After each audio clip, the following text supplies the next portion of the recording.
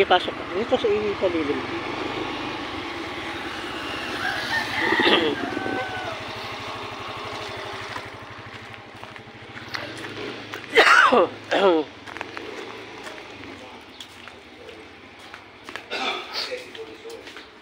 Good morning po. Kamusta po tulog mo, Doc? Tulog na tulog ako. Natigman mo yung suka? Ay, hindi pa. Hindi ba? Mamaya, nakuan. Yan si Alex, siya ang magpuno. Ay, good morning po. Pamangkin ko siya mag-assist sa'yo dyan sa upa-upa. Ay, sige po. Anong ginusto mo ba dyan? Silipin ko nga ulit, Doc. Okay lang? Sige. Tignan ka. Pwede mo silip din yung CR niya na. Sige po. Kilala ka ba ng aso?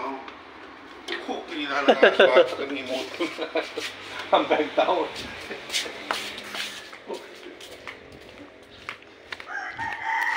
Halika, silipin natin saglit yung ano. Hindi ko masyadong nakita kagabi.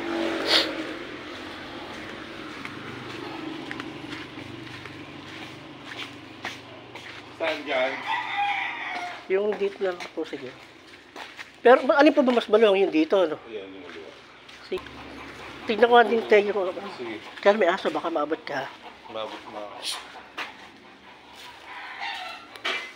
Para mas okay pala dito, para mas maluwang yung ano. Para mas malawak yung ano niya.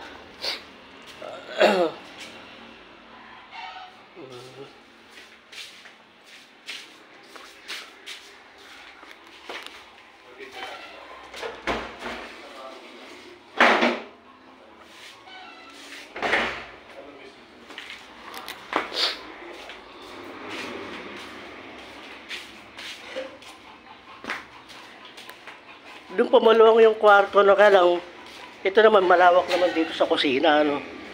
Ito na, ito na. Po. Saan dyan ang gusto mo? Mas maluwang po doon sa kabila, ano. Kaya na ito naman, maluwang naman yung ano nito, yung sa yung dito, ano.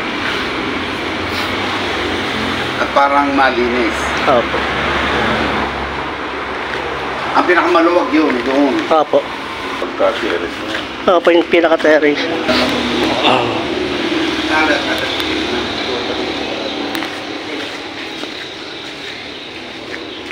Pero kung ako, mas maganda to dahil diretso ka doon sa pintuan. Kaya nga po eh. Tsaka ako ito malawak yung ano. Saka lagyan mo ng tarpaulin dyan, no? Opo. Yung massage ko, advertisement mo. Sige po, kahit dito na lang, Doc, sa ano. Ito na lang. Yan. Opo. September 10 naman po ano eh. Ang yari ko dun eh.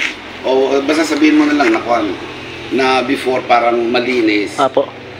Sige po, thank you, Doc. Ah, sige, sige.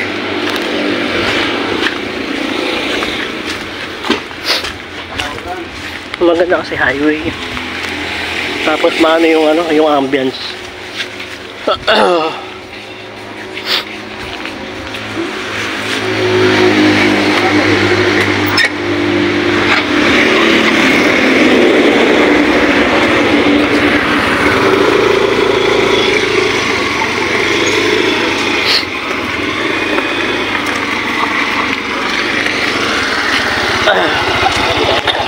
Ha? Oh, di ba? Kasi malamig naman sa ano nyo. Ano ako dyan?